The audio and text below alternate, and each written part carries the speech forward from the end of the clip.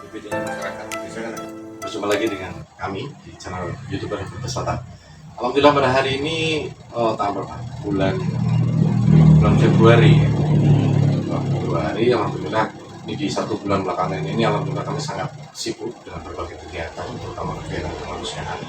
Ada beberapa postingan kami yang memang sempat menjadi topik pembicaraan teman-teman di warga Brebes Selatan. Ada beberapa hal yang bikin kagum, bikin haru, dan sekaligus ada banyak pertanyaan. Tentang apa? Tentang gerakan tangan Tuhan. Pemirsa, sebuah kebanggaan bagi kami dari channel YouTube Brebes Selatan bisa menghadirkan Bapak yang luar biasa sekali yang 1 bulan ini viral di mata teman-teman relawan semuanya. Kita kedatangan tamu Pak Danding dari Kodim 0713 Brebes, Bapak Letnan Kolonel Infantri Sabto Broto. Sekarang beliau sudah berada di ruangan ini dan berada di samping sebelah kiri saya. Selamat siang, Pak. Selamat siang, Mas Edi. Ya.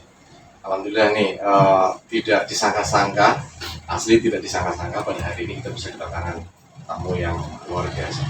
Pak, ini to the point. Kebetulan kan sudah ada beberapa postingan tentang gerakan tangan Tuhan yang selalu ada Pak Sabto Broto. Dan alhamdulillah dari 6 kegiatan atau 7 kegiatan kami selalu bertemu dengan Pak Sabto Broto di lapangan. Ini ada yang nanya, maksud gerakan tangan Tuhan itu apa, Pak? Ini sempat menjadi viral loh, Pak, teman-teman gerakan tangan Tuhan ini. Baik, terima kasih Mas Edwin.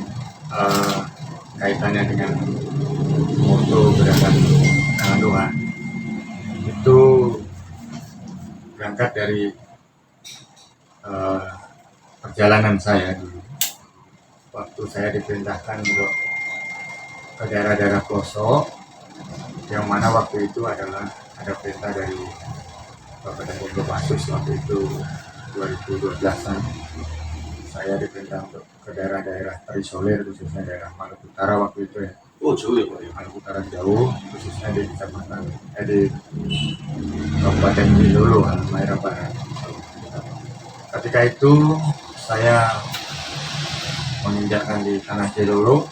Ternyata setelah saya jalan-jalan, memang saya Tahun berapa itu, Pak? 2012-an. 2012-an. Jalan-jalan di sana ternyata banyak warga yang terisolir, sehingga harus ke kota saja harus ada yang muter 40 kilo, harus menyusuri sungai, setelah itu dapat muara, baru nanti ketemu pelabuhan di kecamatan, yang mana tidak ada transportasi air secara normal. Dia hanya mengandalkan kalau nelayan keluar numpang, jadi sekolah terlambat dan lain sebagainya. Terus kemudian kalau mutar dia harus 40 kilo, ada yang 20 kilo. Di sana kebetulan saya waktu itu pasang 2 jembatan di Kecamatan Ibu maupun Kecamatan Sana. Ketika saya melihat potret masalah itu, di benak saya itu saya punya empati yang kuat. Cara hadir. Cara nolongnya gimana? Itu saya juga tadinya bingung. Kalau saya cara nolongnya saya dengan bermodalkan berangkat dari berpikir uang, mungkin saya sudah mundur juga. Layaknya orang lain. Patokannya kalau sudah bicara anggaran pasti kan bingung. Tapi saya tidak menyerah, sehingga terinspirasi di pinggir sungai ini bisa dilaksanakan dengan cara membagi tugas kepada masyarakat sebagai apa, pemerintah daerah sebagai apa, terus kemudian TNI Polri sebagai apa, terus di situ orang-orang yang sudah mapan ya, dermawan atau donatur sebagai apa. Akhirnya saya membuat mapping solution bahwa permasalahan adalah bagaimana sih anak sekolah harus dengan santai, dengan senang bersepeda atau bahkan lari, tidak perlu harus susah menunggu dan telat. Sehingga terinspirasi membuat jembatan, yang mana waktu itu jembatan itu harus sungainya 3, 100 meter harus pakai kayu karena rawa, 80 meter yang kedua juga rawa, kemudian yang 90 meter itu adalah sungai arus deras, sehingga butuh jembatan gantung. Nah, disitulah saya berpikir, kebetulan ada jembatan gantung yang secara organisasi nggak ada, cuma penggiatnya adalah Pak Tony Rudiman dan Pak Sultan waktu itu. Itu dari tahun 2012 sudah memang sudah kenal ya Pak? Bahkan sebelumnya Pak Tony Budiman dengan Pak Sentana sudah berjalan sebelum ketemu kita sudah berjalan. Tapi dengan adanya ketemu kita sehingga lebih mudah karena apa? Kita aktif mencarikan titik-titik masyarakat yang memerlukan itu. Nah, dari yang tadi saya ceritakan Sungai Tiga tadi, saya punya analogi bahwa membangun itu adalah nilainya pasti 100%. 35% tenaga lokal, 35% adalah material lokal, 30% adalah material beli. Sehingga kami mapping. Kalau saya bisa mengajak masyarakat dengan menghadirkan tenaga gotong royong tidak bayar tadi, dengan menghadirkan material lokal oleh masyarakat juga, sehingga kita udah punya modal 65%. Nah, mosok dengan modal 65% nggak bakal selesai. Nah, akhirnya mencari lagi, saya harus ketemu Pak Bupati, Kepala PU, kemudian masyarakat yang sudah dermawan dan sebagainya. Banyak yang setelah kita datang nih, kita jelaskan. Untuk jembatan kayu sendiri, kayunya tidak beli. Sehingga kayunya dari masyarakat, cuman yang motong nanti yang biayai dermawan. Potong selama ini seperti itu. Selama ini seperti itu. Kemudian untuk semen dan batu pecah kan masyarakat tidak punya. Mereka punya batu besar, pasir dan sebagainya. Itu hadir Pemda. Pemda hadir di situ. Terus jembatannya dari mana? Jembatan gantungnya ya Pak Tony Rutima. Tinggal bawa edilas, jadi dibawa pasang. Dari setiap ide yang gagasan yang saya pikirkan untuk menyelesaikan jembatan ini, setiap orang yang saya temui kok selalu gayuh bersambut. Gampang gitu Pak? Gampang. Dilalai gampang? Ya, analoginya saya berpikir, ini kita adalah umat beragama hamba Tuhan, hamba Allah. Karena Muslim saya hamba Allah. Dan di lokasi yang saya tuju itu juga ada yang lokasinya Kristen. Sehingga untuk berbicara di depan agama berbeda-beda, akhirnya kami ubah hamba Allah menjadi hamba Tuhan, sehingga berlaku. Hamba Tuhan di sini saya uraikan dari pemikiran saya adalah orang yang diutus oleh Tuhan, bentuknya manusia, dengan ketulusan dan keikhlasannya membantu baik dari materi yang punya materi, bagi yang tidak punya minimal tenaga dan pikiran dan waktu. Sehingga jembatan yang nggak mungkin itu kalau dinilai mungkin 4 miliar ada. Satu jembatan? Semuanya selesai itu, yang satu gantung, 2 jembatan kayu. Total 4 miliar? 4 miliar ada. Secara logika uang dari mana ya? Secara logika uang dari mana? Ternyata hamba Allah dikumpulkan, atau saya terkenalnya adalah tangan Tuhan tadi, kayu bersambut semua. Sehingga ikon tangan Tuhan ini yang tadinya hanya di kepala saya, sehingga saya buat untuk sebagai bahan saya untuk berbicara dengan orang lain, untuk presentasi dan mari belajar untuk menjadi tangan Tuhan dimanapun berada dengan dimensi apapun, tidak harus dengan jembatan gantung. Tercetusnya waktu di situ? Tercetusnya waktu di situ. Sebelum Pak Dhani ke situ belum ada gambaran? Belum ada gambar. Gerakan tangan itu belum ada. Karena saya melihat langsung potret masalah, bisa memotret masalah, kemudian mencarikan solusi, kemudian melaksanakan solusi, sehingga orang-orang kita datangi, kita ajak ngobrol, ternyata nyambung. Coba kalau saya yang ngobrolnya orang yang tidak nyambung, mungkin saya tidak punya analogi tangan Tuhan tadi. Ya, dan kami yakin bahwa Pak Dhani datang ke situ sebagai sedang dalam rangka tugas ya Pak? Tugas tentunya membantu daerah-daerah yang terisolir. Ya, kebetulan waktu itu ada pelosok itu tugas ya. Ada ekspedisi NKRI yang dimotori oleh Kopassus. Di sini juga ada perintah Bapak Kasat selaku Komando Atas. Sebenarnya saya di situ adalah mengantarkan adik-adik kita untuk ekspedisi dalam rangka penelitian. Ada flora fauna, potensi bencana, biologi, pemberdayaan masyarakat. Kemudian kami juga ada kebudayaan dan sebagainya. Nah, kebetulan ada pengabdian masyarakat. Nah, saya memperkuat di pengabdian masyarakat ini masalah-masalah yang disitulah kami berangkat mempunyai moto yang sangat kuat tadi. Tapi kami yakin pemirsa bahwa ketika Pak Dhani atau siapapun ditugaskan oleh atasan, ditugaskan oleh tapi tidak melibatkan hati, saya yakin tidak akan ada istilah gerakan tangan itu. Ya betul.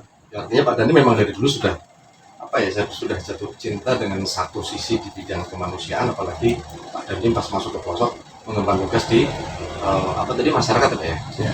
Di pengertian masyarakat itu luar biasa. Itu setiap tahun 2012. Mohon maaf, kita ke depan. Dari tahun 2012 sampai hari ini sudah berapa jembatan yang Pak Dan dibangun?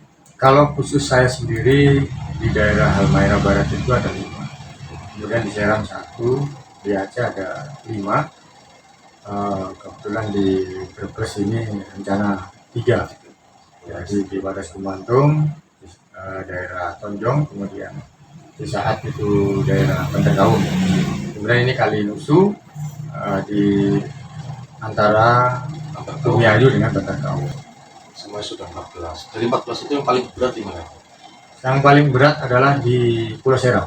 Pulau Serang. Pulau Serang. Beratnya di apa, Pak? Beratnya pertama jauh dari kota, itu perjalanan hampir 12 jam, sehingga masyarakat di situ yang 12 jam. 12 jam. Masyarakat di situ yang terisolir Bumiayu Jakarta itu jam. yang terisolir di situ masyarakat ada 4 desa. Yang mana selain terisolir di sana mereka tidak ada air bersih juga. Sehingga anak-anaknya kecil, kotor, dan sebagainya. Sehingga akhirnya kita buat, akhirnya kebetulan aku didampingi Kabak Humas ya. Akhirnya Kabak Humas saya nelpon bupati langsung, saat itu langsung kirim orang pengukuran dan sebagainya, sehingga jembatan jadi, tempat untuk air mandi bersihnya juga jadi. Kebetulan juga sama Pak Suntana juga di sana. Sudah 14 ya, Pak. Terus tadi yang terkata di Serang, apa? Pulau Serang. Tapi semoga saja nanti yang ada di wilayah Kabupaten Brebes khususnya tidak terlalu berat seperti pulau-pulau lain. Oh tidak. Ini ada pertanyaan lagi, Pak, dari beberapa teman-teman. Kami kan sering, Nun Sewu, sering rasani, Pak. Saya sering laporan gini. Ada beberapa pertanyaan yang sebenarnya menggelitik. Satu, pertama perjumpaan kami dengan Pak Dandi berada ketika kita melakukan penanaman pohon di lereng sebelah barat Gunung Slamet, Pak. Ya. Itu pertama kali kami ketemu dengan Pak. Tinggi besar. Kami pikir Nun Sewu, mohon maaf, Pak Dandi ini tidak akan sampai puncak ke lokasi yang sudah ditunggu. Kami pikir seperti itu, Pak. Tetapi ternyata tanpa diduga, ternyata Pak Dandi jualan kaki sampai puncak, sampai melihat secara langsung kondisi lahan yang rusak di lereng barat Gunung Slamet. Nah, yang bikin motivasi Bapak sampai ke lokasi itu apa, Pak? Nun Sewu, ini sekarang zaman-zaman yang pencitraan segala macam, Pak. Tapi kami melihat sendiri bahwa tidak ada sedikit pun pencitraan dari Bapak. Nah, motivasi dari Pak Dandi sampai ke lokasi langsung itu apa? Ya, pada intinya bahwa alam, terus kemudian kesulitan masyarakat, yang mana saya sendiri orang kampung, terus kemudian posisi desa saya ada terjepit 2 sungai. Dari Jadi mana, Pak? di Sragen. Sragen. Ya, kebetulan kampung saya itu kalau mau ke kota harus muter, sehingga kalau lewat sungai dikasih jembatan itu hanya 1.500 meter sudah ketemu jalan raya. Sebenarnya Solo Raya, jalan raya Solo Surabaya. Disitulah dulu dibuat susahnya bagaimana jembatan dari bambu, kena terjang hilang, besok bikin lagi. Jadi ngalamin lihat sendiri ya? Ngalamin lihat sendiri. Sehingga ya itu sudah alami saya. Ketika mudanya juga jembatan hilang begitu, ketika jadi ibu-ibu bisa lewat, anak sekolah bisa lewat, saya juga biasa. Apalagi di daerah-daerah hutan dan gunung ya, saya suka hobinya naik gunung juga. Oh, gini. Ya, saya lebih suka di lapangan daripada di kantor. Ya. Sehingga kalau udah naik gunung itu ada udaranya segar. Terus di sisi lain saya juga ingin menyemangati para relawan yang sudah dengan mengorbankan waktunya itu jadi tangan Tuhan juga. Ya. Karena nggak semua orang mau. Ya, betul. Tangan Tuhan itu bagi orang yang mau dengan didasari tulus dan ikhlas, itu namanya tangan Tuhan kalau menurut saya mengartinya Ya, seperti itu. setuju. Sehingga masuk anak muda yang ke daerah sendiri, semangat saya sebagai abdi negara Yang bukan orang lokal.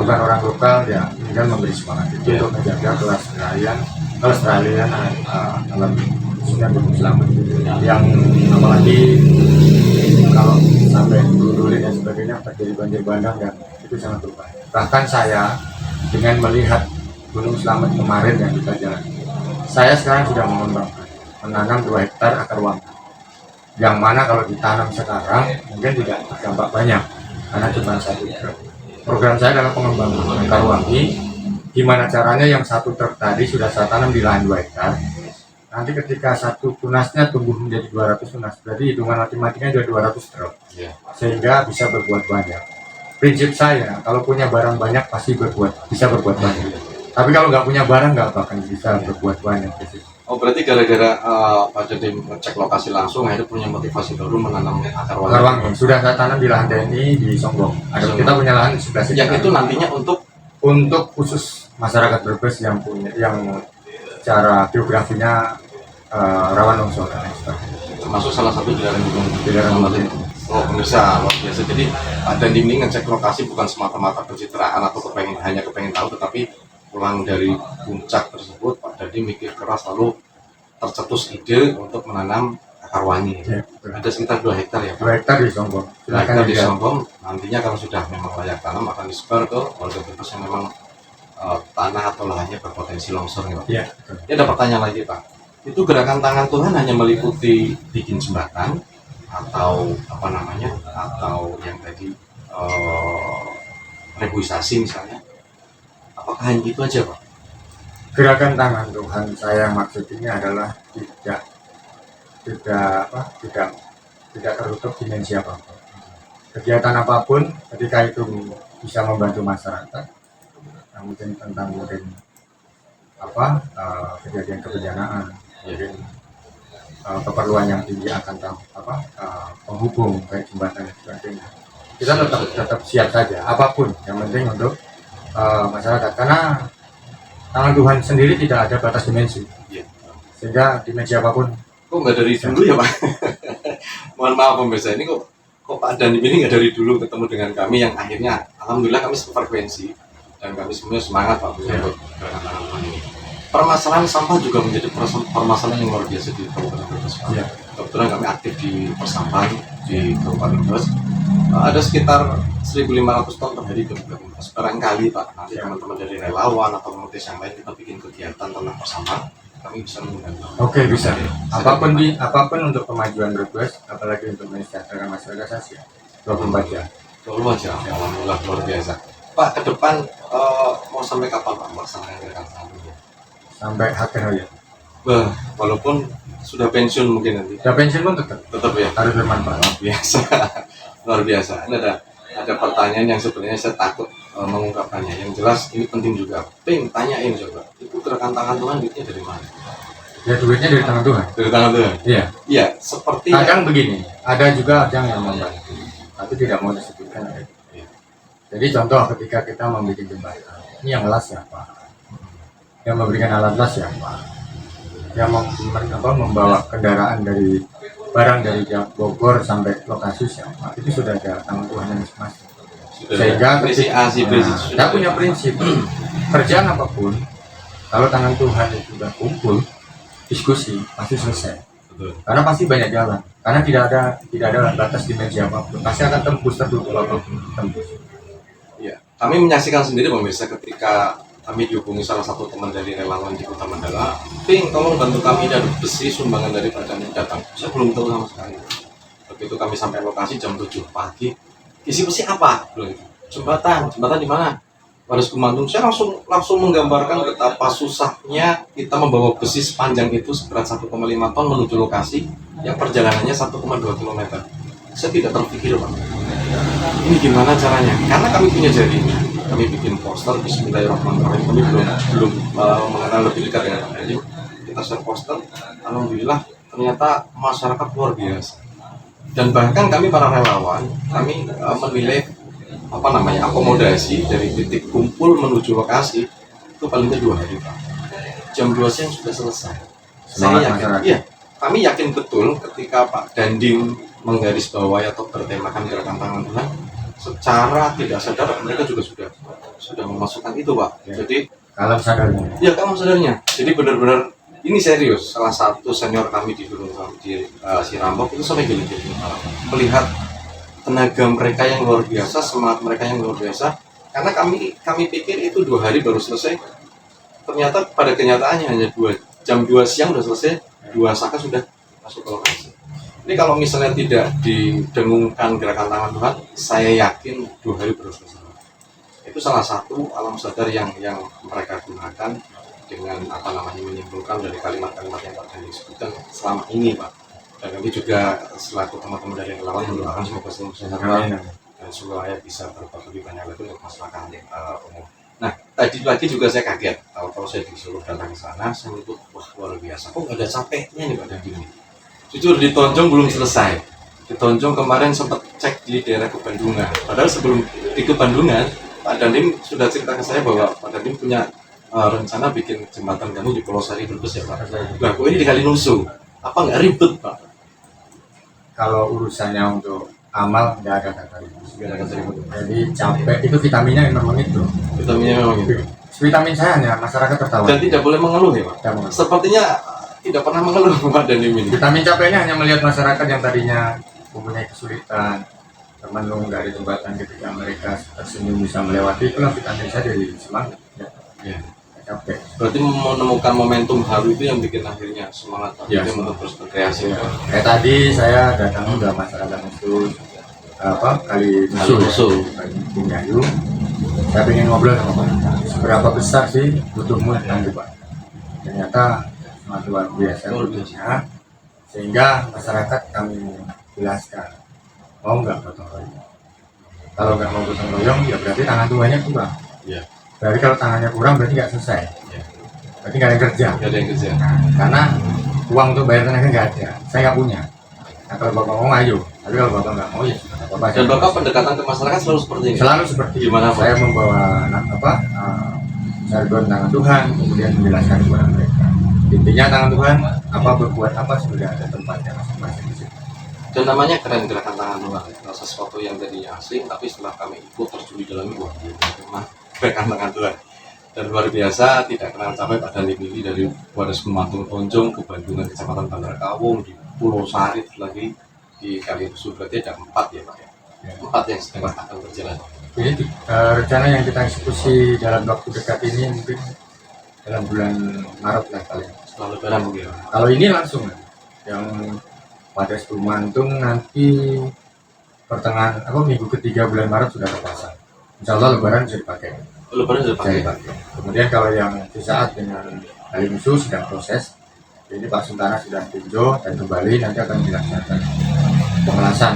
Sehingga nanti juga akan sebelum pengelasan akan tinjau lagi dengan beberapa tanah yang rawan akan diperkuat dengan pelindung tanah dulu di cor dan lain sebagainya. Mohon maaf ada pertanyaan lagi. Satu unit jembatan itu bisa menghabiskan berapa? Satu unit jembatan itu Tergantung panjangnya ya. ya tergantung panjangnya. Kalau ukuran 70 meter sampai 80 meter, kalau itu proyek itu bisa 1,4 M. Kalau Kalau diproyekkan. yang panjangnya 100 meter itu perlu barang-barang khusus itu bisa sampai 3,2 M. Ya. Sehingga dengan hadirnya kalau Karena pesan ya Pak. ya karena pertama pesan konsultan bayar, Oh. tenaga bayar dan sebagainya. Tapi di sini gerakan gotong royong tangan Tuhan nggak perlu, paling banter ya 400-an juta selesai, udah terpandang semuanya kalau di Indonesia. Jadi Pak Suntana nggak perlu dibayar. Karena Oh beliau nggak dibayar. juga ya, pengelasan juga ada timnya sendiri di situ. Pak Suntana memang Pak Suntana itu punya senior ya dari orang di situ Pak Tony Bertiman. Itu memang jiwanya untuk membantu masyarakat. Karena dulu pernah dia di Thailand, dia lumpuh sekitar 4 tahunan. Sehingga bernadar, kalau lumpuh saya sembuh, hidup saya hanya untuk masyarakat, membuat masyarakat yang butuh jembatan. Di situ Pak Tony Bertiman sudah terkenal di seluruh dunia, konstruksi yang kaitan dengan Yang dari Swiss itu Pak. sehingga banyak perusahaan-perusahaan yang membantu Pak Tony Bertiman untuk kegiatan di pelosok-pelosok desa. Salah satunya yang kita pasang di Wadas Pemantung ini kan itu materialnya tidak bayar. Iya. Yang bayar kan pabrikannya, Iya. transportasinya, Jadi kemudian bisa lebih meminimalisir pengeluaran ya Pak. iya. Berarti Pak Tony Rutiman atau Pak Sultana dimanapun ada jembatan atau masyarakat membutuhkan jembatan pasti mau. Masih mau, Pasti mau. masih mau. Asal yang menyampaikan Pak Dandi. Yang menyampaikan saya dan saya juga pasti punya orang tua. Contoh kemarin seperti di Aceh. Waktu saya masih dinas di Batalor sebelum penugasan Papua, 2 jembatan saya dampingi. Ketika yang Di Aceh itu, Pak? di Aceh. Ketiga jembatan yang 3 lagi yang ada 3 jembatan lagi. Waktu itu saya posisi tugas di Papua, tidak Jaya Papua. Pak Sintana telepon saya, udah datang saja. Nanti kita akan backup. Di situ ada nanti namanya Pak Samsul, kebetulan dulu Pak Camat. Waktu saya konflik, setelah saya dan Yon, Pak Samsul jadi asisten 1. Itu yang akan dampingi di lapangan secara bahasa dan lain sebagainya. Jadi tidak perlu saya hadir pun bisa, karena tangan Tuhan sudah di mana-mana. Tinggal kontak pakai HP, dampingi. Nah, kalau ada sesuatu yang ini dikomunikasikan, selesai. Dan berefek di masalah motivasi, Pak. Motivasi. Ya, motivasi. Jujur kami menyaksikan sendiri kemarin pas di Baras Kemantung betapa luar biasanya Pak Dandi, pada Pak Pangdam juga. Akhirnya kayak nyetrum ke Pak PJ Bupati Brebes nih. Ya. Pak PJ Bupati Brebes begitu akrab ngobrol dengan warga dan mendengarkan keluhan-keluhan warga yang sefrekuensi ternyata Pak PJ Bupati itu juga salah satu efek yang baik dari gerakan tangan Tuhan ini. Ya. Dan itu sudah dipikirkan oleh Pak Dandi sebelumnya. Maksudnya dalam perencanaan membuat jargon dari gerakan tangan Tuhan itu, apakah Pak Dandi juga kepengen ngajak atau ngasih motivasi ke pejabat-pejabat yang lain atau orang-orang yang lain mungkin? Ya, pada kegiatan yang kami laksanakan kemarin, Bapak Pangdam Bupati Bogor itu sangat apresiasi, sehingga dengan semangatnya masyarakat setiap saya laporkan itu, beliau pengen lihat langsung, Tertarik juga ya? tertarik. Makanya kemarin hadir di sana. Kemudian kalau Pak BJ sebagai yang memiliki wilayah di situ juga hadirnya ternyata satu frekuensi semangat di situ, sehingga saya laporkan di sini ada beberapa titik yang perlu segera dibantu, yaitu kebutuhan akan jembatan. Salah satunya di Cisaat, kemudian di Kalimusu. Dengan hadirnya beliau, ternyata tangan Tuhan hadir di mana-mana. Membawa berkah juga hadirnya Pak PJ, hadirnya Pak. Jadi kayak multi level marketing ya Pak. Dan itu memang yang sedang kami harapkan atau kami tunggu Pak. Banyak orang yang seperti tadi kami menyaksikan sendiri mata. Kenapa nangis Pak? Kenapa nangis? Emosional. Ada videonya nanti saya share. Itu Mas awit zaman kali pemaliki anak. Ya. Sejak mulai zaman kali pemali ini ada sampai saya sekarang umur 47 tahun, lebih Mas di sini Arab ada rencana bikin jembatan dan semoga saja ini terrealisasi dengan baik. Saya kasih penekanan Pak. Saya kasih penekanan bahwa insya Allah Pak Dandim ini memang membawa berita baik dan saya membuktikan bahwa ada beberapa titik yang memang sedang digarap oleh Pak Dandim. Bapak antusias sampai ada yang histeris. Ada videonya nanti saya kirim.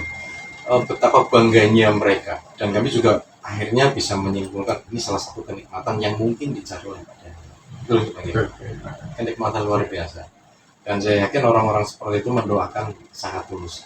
Yang jelas secara umum selain ini hasil karya atau inisiatornya dalam hal ini adalah Pak Dandim, di satu sisi memang Tuhan sudah menggariskan bahwa Pak Dandim baru seperti ini, ditambah lagi ada beberapa lokasi yang memang warganya menantikan kehadiran Pak Dandim dengan jiwa yang seperti itu. Barangkali ada pesan ke warga yang mungkin sampai detik ini masih terisolir. Baik, mungkin sebelum saya ngobrol dengan tentang kaitan masyarakat yang masih ada terisolir tapi belum terwadai, bahwa gerakan ini tidak hanya di Brebes saja. Saya sudah bawa berita dari Bapak Pangdam Pak, Bapak Dandim, tidak harus di Brebes. Tidak harus di Brebes, dilebarkan lagi. Ini ada Pak Sintana sudah tinjau medan di Tegal. Kabupaten Tegal itu ada 2 titik. Cuman yang bisa progres jangka pendek 1. Yang 1 nanti on progress di bulan Juni. Di bulan Juni nanti ada on progress sekitar 20 unit. Tinggal siapa yang mau pakai. Ya, siapa yang mau pakai, tangan Tuhan siapa yang mau jemput, itu bisa langsung untuk mewadai masyarakat yang membutuhkan. Bahkan kemarin Gunung Kidul, harusnya Kalimusu ini harusnya ke Gunung Kidul kemarin.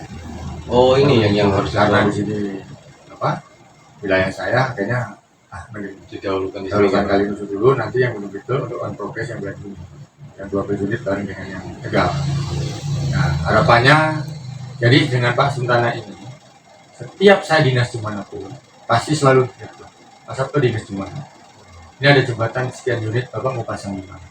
Itu yang selalu ditantang saya oleh Pak Sintana.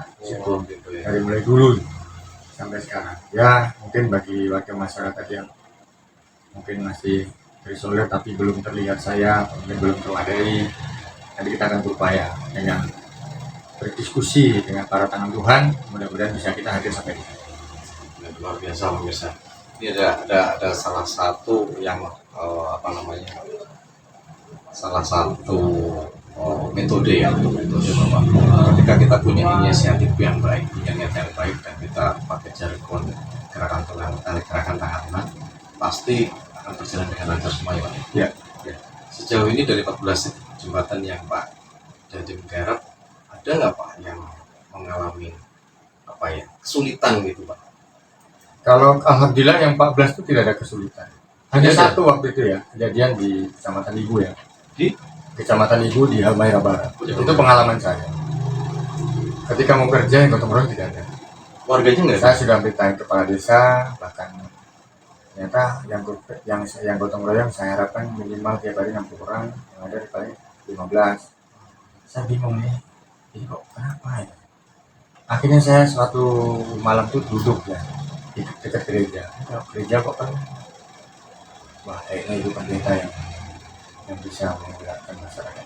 Akhirnya saya datang ibu pendeta, saya ajak ke pinggir sungai diskusi. Nah, bu pendeta itu bagian dari Pantang 22 di situ. Iya. Sehingga bisa, Bu, saya mau bikin jembatan itu. Ibu bisa mewadahi saya untuk para jemaatnya untuk bertemu.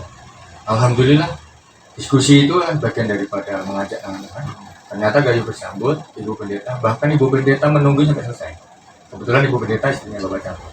Oh, Ternyata masyarakat itu ada yang langsung saya bicara langsung.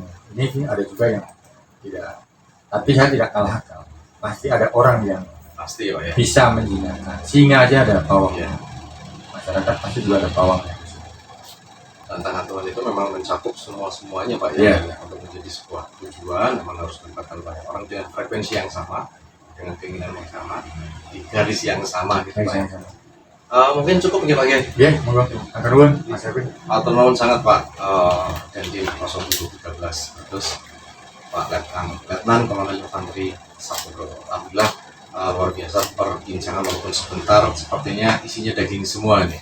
Jadi nanti masyarakat akan mengetahui apa itu gerakan tangan Tuhan, seperti apa gerakan tangan Tuhan, dan juga tadi Pak Dandim juga berpesan atau memberikan harapan kepada masyarakat, bagi masyarakat atau warga masyarakat yang sampai hari ini masih terisolir. Semoga nanti kita akan segera mengumpulkan data dan berdiskusi segala macam yang kedepannya supaya akan lebih banyak lagi masyarakat yang bisa lebih luas ruang lingkupnya dalam berkehidupan. Nanti Pak Hid. Ya, Oke, terima kasih sekali pemirsa semuanya, perbincangan yang singkat, padat, tapi isinya daging. Dan semoga ini menjadikan sebuah momentum yang luar biasa untuk kita semuanya, bahwa berbuat baik kepada sesama adalah hukum yang wajib. Apalagi sudah diterangkan Pak Dandim tadi tentang gerakan tangan Tuhan. Oke, terima kasih sekali atas perhatian Anda. Sampai jumpa di video-video kami berikutnya. Terima kasih. Assalamualaikum warahmatullahi wabarakatuh. Waalaikumsalam warahmatullahi wabarakatuh.